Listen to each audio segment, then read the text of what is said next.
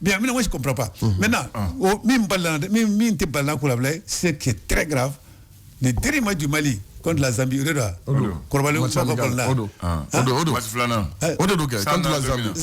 Match donc maintenant, loge officielle. Loge officielle, ça c'est même interdit aux membres de la fédération. D'accord.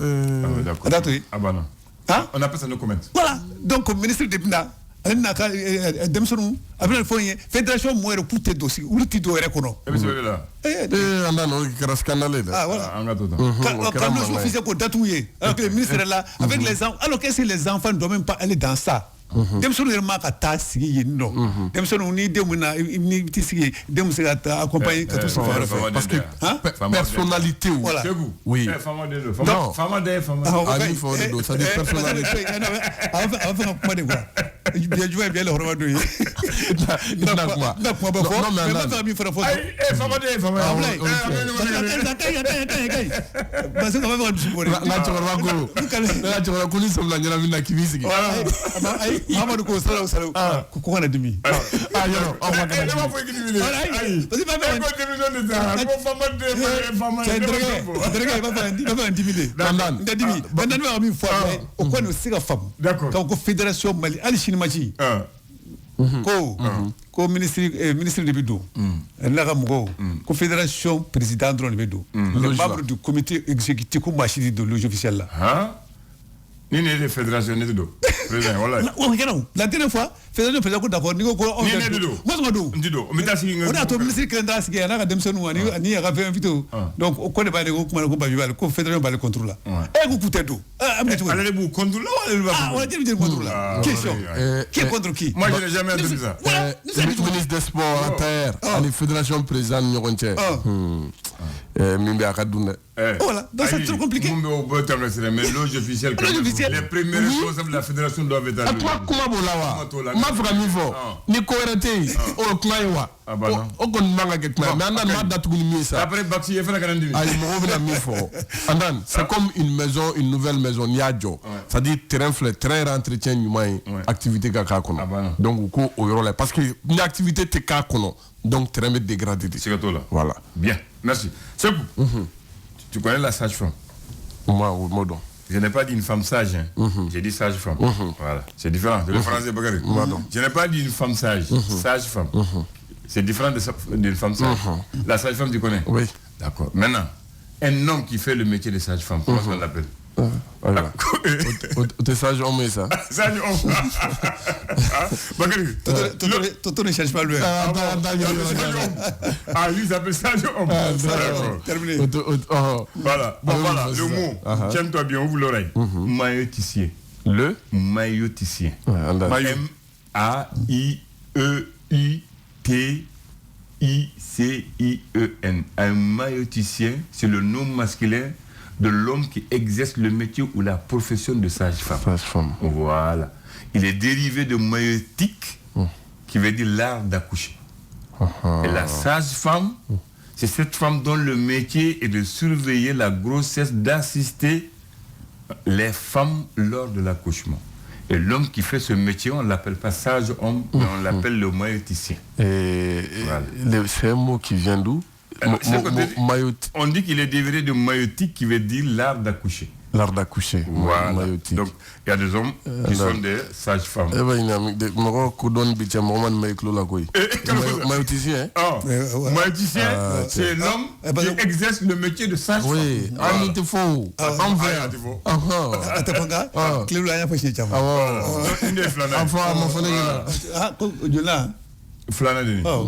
Commence par deux. Voilà. 6 ans. On dit que la vie est un grand paysage. Chacun a son passage et on doit le faire sans tapage ni ravage. Les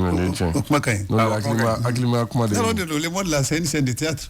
Tu viens, tu joues ton rôle, tu t'en vas point. Bien. Et on t'oublie tout de suite. Le samedi 28 octobre 1967. Il y a eu la longue et grande marche de soutien à la révolution active du président Modibo Keïta. Qu'est-ce qui s'est passé ce jour? À 4h du matin, plus de 300 000 personnes ont pris le départ à Bamako pour aller à Moriba Bougou, lieu de retraite de Modibo Keïta, pour l'accorder et lui donner son soutien. les marcheurs sont partis de la place de la Liberté à Moribougou à 4 h du matin à pied, plus de 300 000 personnes. Ils ont pris le départ à 4 h du matin. Voilà. Et puis 4 h du matin. Oui, 4 à pied. Arrivés, ils ont été accueillis par le président Modibo Keïta en personne, assisté de Yacouba Meiga, premier vice-président de l'Assemblée nationale, de Soukou Traoré Colonel, qui était le chef d'état-major général de l'armée, et de Abdoulaye Oualegem, qui était l'aide de camp du président en personne. Voilà. Donc ça, c'est l'histoire du Mali. Et les gens ont marché de Bamako à Moribabou pour dire à Moribo, on te soutient, on est de retour. Ah, mais est-ce qu'on soutient au Ménacéna? Parce que 67 c'est en 1967. Ah, au Ménacéna. Il en a après. Et les gens ont compris que ça ne va pas. Donc, voilà. Ils disent, Ko, Fama Bindo Fangate. Ah, c'est gâté. Soutien, Wani. Depuis la Wani. Finalement, Alabama. Achima Lava. A été soutien à Misego, Machima Sago. A Clendala Sénégal, a Clendala. Ala ka clé cha jama ya kumele ya segito ala ka clé cha blay ala ka hinu bela ale mina maman André problème fola problème ko ni somo ko bashitila bamana André problème ko ninde subo ko sangan kando bala mbi fo ne fana bi fo problème kan e kan ijago e kan jabi problème kan za umachum amachum de abita ajina abo ajina ko angan kando bala comme les yalta fo ne fana il faut ikanta fo oda ini no way bamana ngay bon ninde subo way problème kan oh je ça on vous a la base bana ni ko la base kan alhamdulillah oda ba fo ka ko jogodi bashitana wati bi jogodi wati ga usa jamana ko ni amna ko ne mo chale dunka amela fo nan ni ka kene kaba lay balo bi soro aywa o fembaye makrobo haglimo ko ma munti wara do wala bi songa mena kuwi oche ibado wara bi kasara la se mokoma bon na bi kasara la se mokoma ni mo min ta don iba mina kude ma ku bina vosa ka aklonga mine ya fam able kodo be no ni ita don iba aklonga mine kodo manga aklonga mine kwanga sebe kwanga mine ni sebe namu ka abmine kanye wasa kasara kana bwala aywa ya fam misali iba do ko kurami cheneke ni klonga ka kurana ma shi klonga anga na fu ko hal tasma tasma fana bi mo jeni o ni klonga ko la dum bi jeni ge e bi bara do la ni ye bara en don dan do mine abi se ka cheni o mune ta sebe mine ko ni o afokun yo de hakila ni bi komuna namu ikan ka sebe mine nga kuma do ko do malia o ba to mo ba mine chugo do la ble ni ti ko don et puis amene chugo do la munti sebe ya mine chugo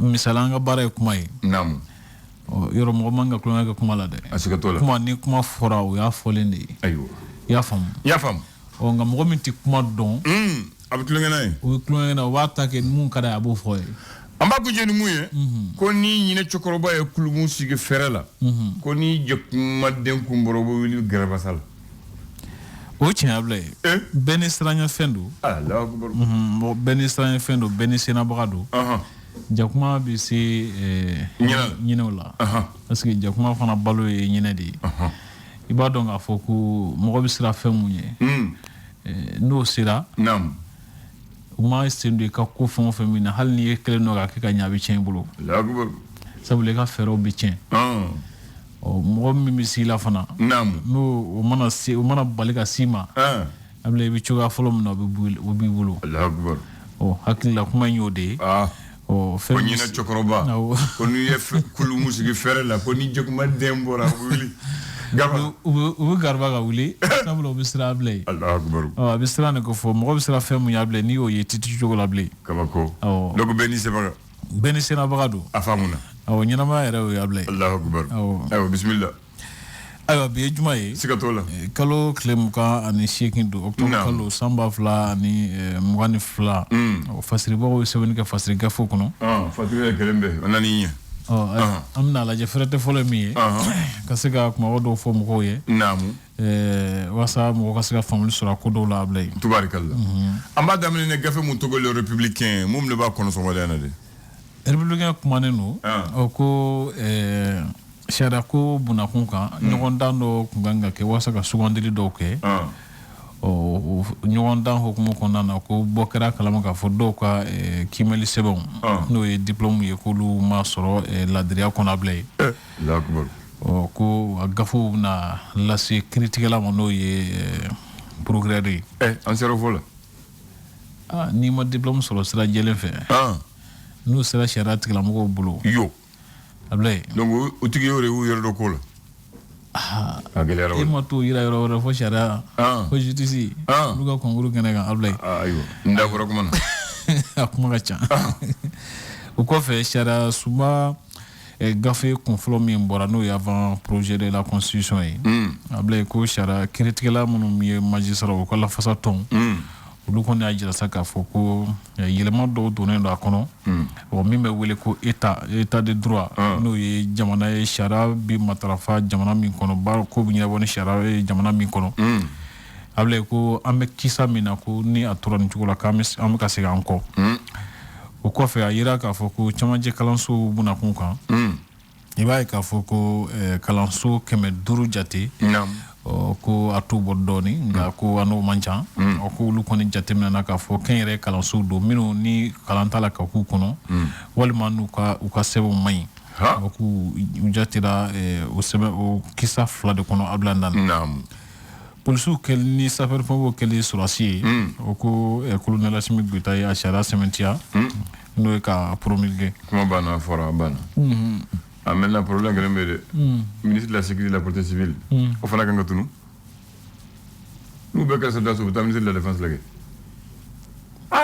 c'est bien la kɔlɔlɔ de le ministre de la protection civile là et la sécurité c'est parce qu'il y avait la police et les sapeurs-pompiers et nous les kɛra soldat ye u b'o dɔn ministre de la défense bolo ale bɛ to yen n'an bɛ sariya ko hakilina don hakili o kan ka a jate bɛ minɛ a jate kan ka minɛ ayiwa les échos ala sɛmɛntiya k'a fɔ ko an bɛ mago ɲɛ fɛn minnu san an ka suguw kɔnɔ walima butigiw la Ablaye ko yala mɔgɔw b'u waati min ni a man ka dun o kɔfɛ n'o ye date ye de sarati mun dira ma wala saratika mun dira o k'a kan ka dun o kɔnɔ a man ka dun o kɔfɛ o ko yala ko mɔgɔw bɛ waati jateminɛ wa tuma dɔw la a tɛ jateminɛ dɛ tuma dɔw la maa mun tɛ se kalan na o b'o jate a bɛ jate anw de fɛ sinon tɔw kɔni ta ala k'u kisi dɔn kuma ka ca min yɛrɛ fana bɛ tali kɛ yuguyugu dɔnka filɛ a dɔnka filɛ voilà a tɔgɔ ye fana dɔnka filɛ yuguyugu ko ale fana kɛ bɛ Bamakɔ don fini ye bi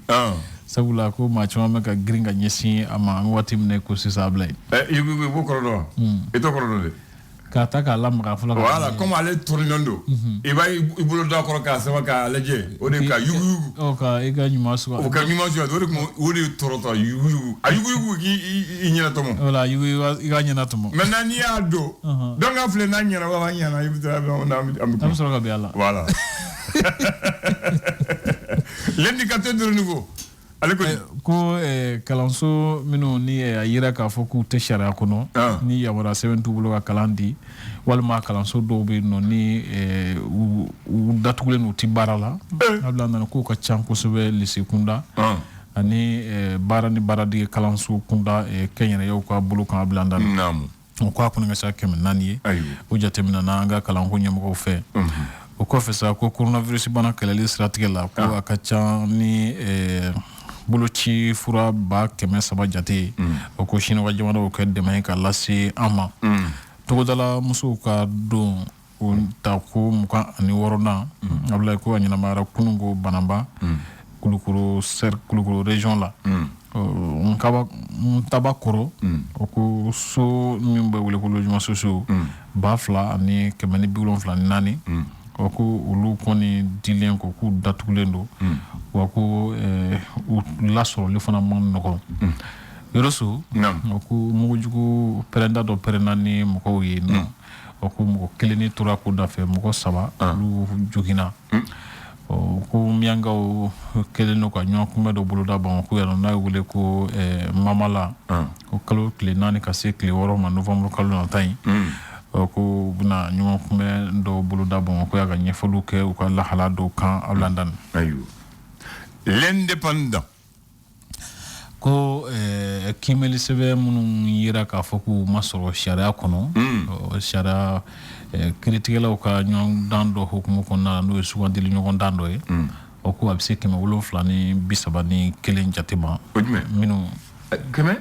wolo flan obe masoro Allahu akbar ani bisaba ni kele ha nimbe diplôme musoro yule amali fasoba nita beerable abina wo munun taru ka se bon blade ko dege nimbe ko ngurgale ngoni mbe irala faso maliba ayo d'accord kuma ka chan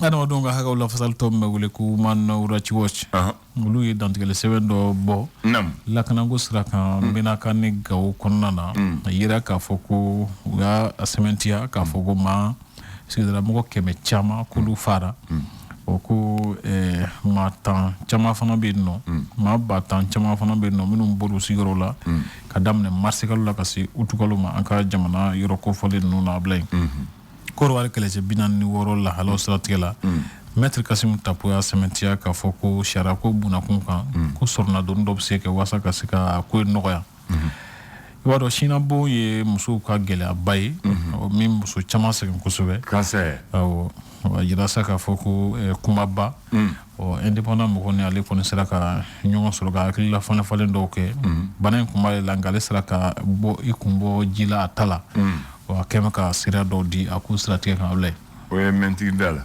même da menti klay le sphinx asemeja ka fo nyongo kuma ba mi Dakar sa na wule ko Fojeka 2022 ko Saidi ni ale mali teriye ko tasi black kerengren kere ka nyeshi ama yoro ko folena ka ala ba hinana ibeka to fangala ko ana jewye kenyere chakeda chaman datu wala ka do black gele ko no chugumina o sphinx mo ko bolendo do kalama ayu mira fana talike polisu ni saperu kelimi keleflanye surasuye nam ku yala sigidala mo sendo ni ko alla kanangula no ye police territoriali o ko ni o ko banewa nam ni ngan tombe kayini bamako nyonche mamu humto stratégie no able ko tege dara ma ko folen no kan okay mali d'aujourd'hui bi faso ala sementia ka foko gelami be chagedam mewle ko elta mali sa semosi ni akabara kala koron nyonche o sonu boy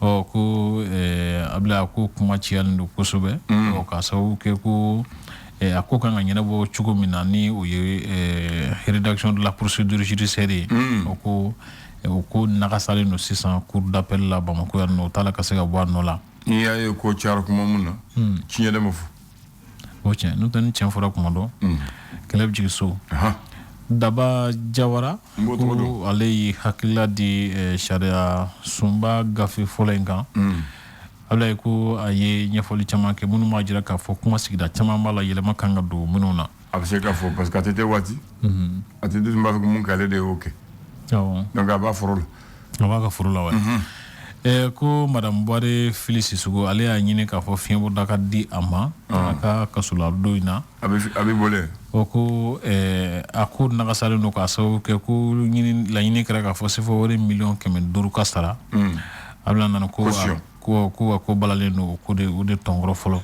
o tablo wa anake no tablo ayo jagada mi be wule ko global equipment et service ni ulubi kelekelo ka kelecho ka ministry su ka luka makunya minu lasiuma o ko ukunganga nyakili warno stra se fo wori million kemeswani biduru jatenga ko proctora akula o ko wori masara u faible o mira fana talike musaka mi ni akanga sara ni critique sa no ye exécution de grossier o ko worbo ngoni balaka ko wajibi ya chugo dola ka ke fanga sugo doy aujourd'hui mali boleno fana do kala ma blay Kabako fadunya naka kobaw. Ko Keleya.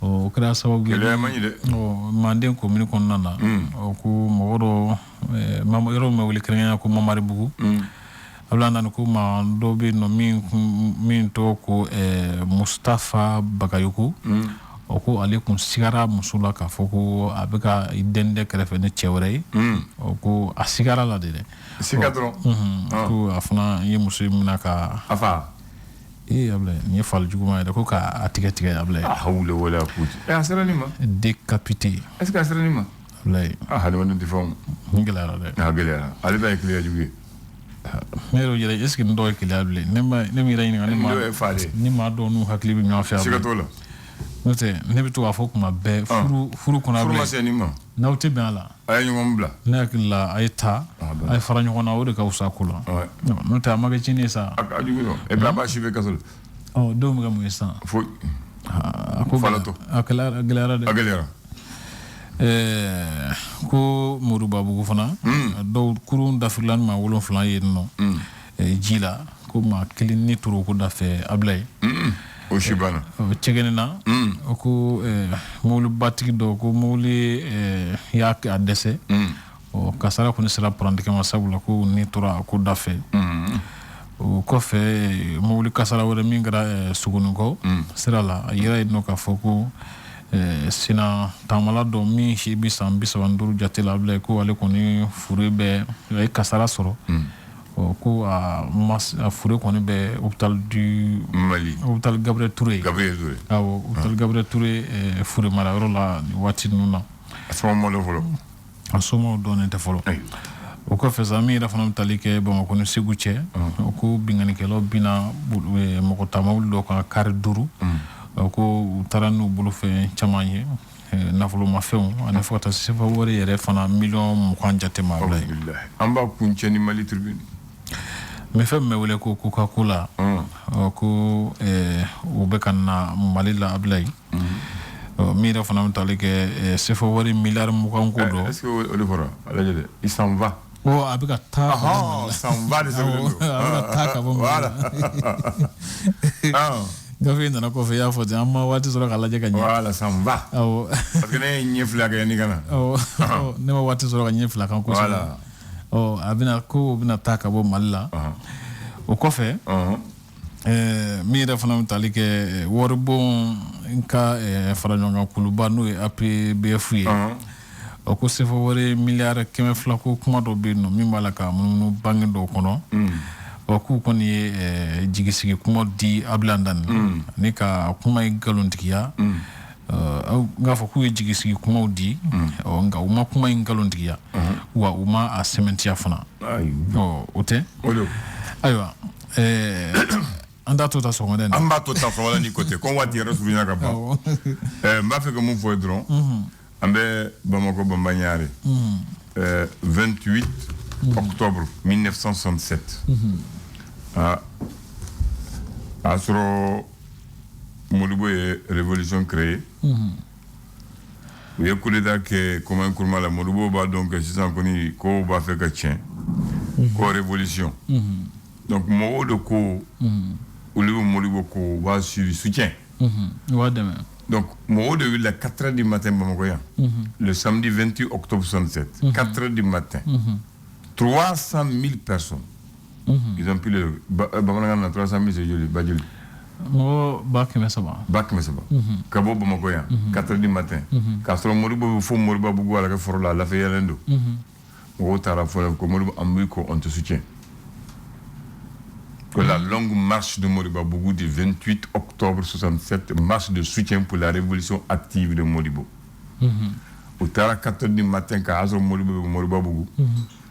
Modibo ni Yakuba Maïga, premier vice-président de l'Assemblée, colonel Sékou Traoré, chef d'état-major général des armées, Abdoulaye Wolegem, qui était l'aide de camp de Modibo, ou le de Koumbe. Ko Djama Obonya Bala, on y barajo, ko Modibo ma, on nana, ambi synchromadon, ambi ko, Fosaya. Katola, Sankelenko, c'est dans un Modibo Yelma. O sera na muya maka akaroy Marque de soutien pour soutenir. Olu mistra muru kana ka fanga kana bi. Ah, Odumbina. O nga o ma fanga bi ne bali. Sirante sa bali ba mano côté. O tien. Donc o le kera. Ko ma ka chugo chugo ke ala ta de ablay. Ah. Oh, ami do de ke. Nam. Nunu ko mun kera ka teme ala ka o ke kalani. Nam. Ka de mo lo kuro ma ablay. Mo ko konema. Chefari.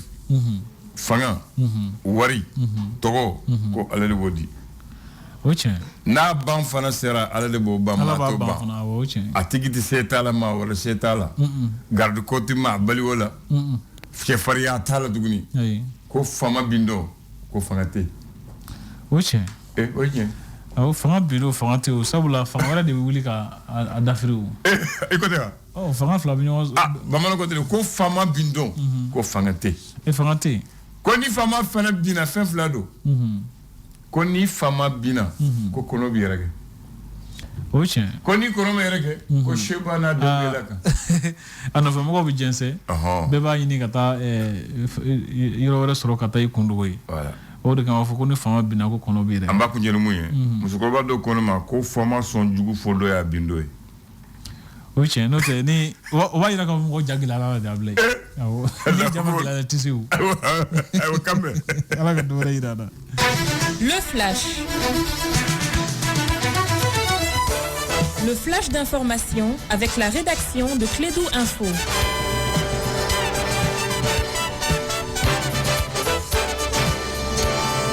Bien, lui, le roi de l'information, il s'appelle Seko Koneme, il n'a pas de trône, il a un micro. Il donne la parole, il s'exprime. Merci Abdoulaye et bonjour à tous et bienvenue dans ce flash d'information. Hier, le président de la transition, le colonel Assimi Goïta, a accordé une audience au président du panel indépendant de haut niveau sur la sécurité et le développement au Sahel, Mahamadou Issoufou, ex-président de la République du Niger. Il était à la tête d'une forte délégation venue discuter de la sécurité et du développement dans le Sahel. La ministre de l'Éducation nationale, Madame Sidibé Dédéou Ousmane, a entrepris le toilettage du fichier des établissements privés de l'enseignement secondaire au Mali. Sur 2420, l'appurement du fichier des établissements privés secondaires nous a permis de déceler 253 établissements qui fonctionnent et plus de 200 établissements secondaires privés qui disposent de faux documents, a révélé Madame le ministre Sidibé Dédéou Ousmane lors d'un entretien à la télévision nationale. Au total, 39 faux diplômes ont été recensés au titre du concours des auditeurs de justice de l'ordre judiciaire et 692 faux diplômes pour le concours de recrutement des fonctionnaires du cadre de la surveillance et de l'éducation surveillée. Ces dossiers seront transmis au procureur de la République. Ces informations ont été données par le ministre de la Justice et des Droits de l'Homme, garde des Sceaux, au Conseil des ministres du mercredi 26 octobre dernier. Le syndicat autonome de la magistrature SAM et le syndicat libre de la magistrature SILIMA ont organisé hier une assemblée générale d'information dans la salle d'audience de la Cour suprême. Elle portait sur l'avant-projet de constitution. Les deux syndicats ne sont pas d'accord avec certains articles du document. Promouvoir l'approche genre dans les pratiques des organisations partenaires du programme VOIS. C'est dans ce cadre que le consortium Moussonnette CAPDH, à travers son mécanisme de subvention, VOIS a réalisé une conférence sur les genres lors du Festi Handicapable organisé par le consortium Femmes Éthiques et Kunafoni.com ce jeudi à Bamako. Sport football en match retour du deuxième tour des éliminatoires de la Coupe d'Afrique des Nations des moins de 23 ans Maroc 2023. Le Mali affronte le Rwanda ce samedi à 17h au stade du 26 mars de Bamako. Au match aller, les Aigles Espoirs en déplacement ont décroché le nul 1-1 samedi dernier. Et puis enfin, la Coupe Clédou, les quarts de finale ont débuté hier sur le terrain Massa au quartier Samfil. Victoire du CF Badian contre Kingi FC à l'issue d'un choc de la commune 1. Aujourd'hui, à suivre à partir de 16h, Nyamakoro Faladje. Demain samedi, l'AS Kanou affronte l'AS Kinzambougou. Et pour terminer, le dimanche, le FC Mikini sera face à l'Asie FC. Le parrain de la compétition, M. Kunkun Kanouté. C'est tout pour ces flashs d'informations présentés par Sekou Kone. Mise en onde Abdoulaye Andandité. L'info revient sur Clédou à 10h. Merci Sekou Kone. Bonne prière. Bénédiction divine sur vous et sur le Mali. Merci. Au revoir. Puissance et performance. C'est ce que vous obtenez dans chaque pack de 10